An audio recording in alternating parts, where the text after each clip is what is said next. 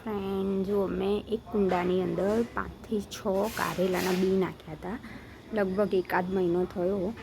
5 થી 6 નાખ્યા હતા. એમાં કેટલા બધા વેલા થયા છે અને કેટલા લાંબા થઈ ગયા છે. જો આ કુંડામાં વાયા હતા એમાંથી દિવાલે ચડી દિવાલે થઈને જો કેટલા બધા થયા છે. છેક આટલે સુધી આવી ગયા છે.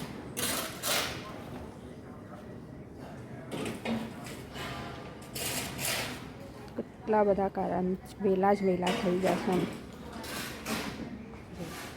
આ જો આ લાકડી છે એના સપોર્ટ ઉપર ચડાયા હતા પહેલાં મેં, અને આ સાઈડમાં દિવાલ છે ત્યાં એના સપોર્ટ ઉપર દિવાલે થઈને એટલા મસ્ત થઈ ગયા છે ને. અને એમાં છે ને એક મસ્ત મજાનું ફૂલ બી આવી ગયું છે. જુઓ, હવે ફૂલ આવી છે એટલે એમાં કારેલું બી આવશે. અને એ જ ગમલાની અંદર આ નીચે કઢી પત્તાના બી નાખ્યા હતા.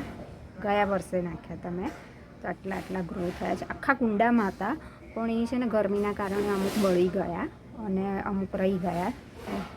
એટલા સરસ થયા છે. અને આમાં મેં બધું ઓર્ગેનિક ખાતર જ નાખ્યું છે. જે આપણે રસોડામાંથી જે ખાતર નીકળે બધું એ જ નાખેલું છે.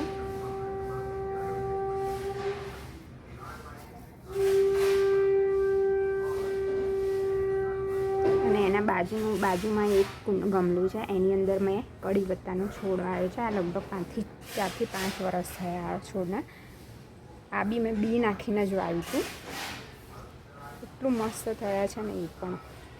અને એમાં બી ઓર્ગેનિક ખાતર જ નાખેલું છે.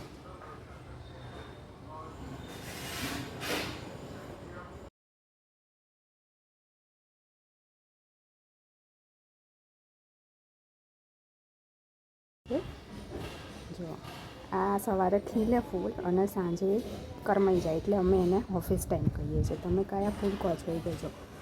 આમાં બીજા બી અલગ કલરના બી છોડ છે, પણ અત્યારે આ એક જ કલરના ઉગ્યા છે.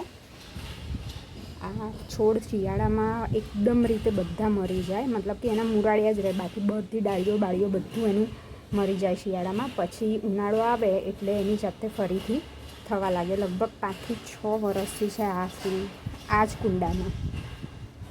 અને એક આ છે તુલસીજી. આ તુલસીજીના નાના છોડ મેં વાવ્યા હતા. આમાં શું આ ચોમાસામાં છે ને જ્યાં ત્યાં ઊગી જતા હોય તો પગમાં આવે ને, એટલે મેં એને ત્યાંથી એ જગ્યાએથી લઈને આ ગમલામાં વાવી દીધા હતા. તો જો કેવા સરસ થઈ ગયા છે.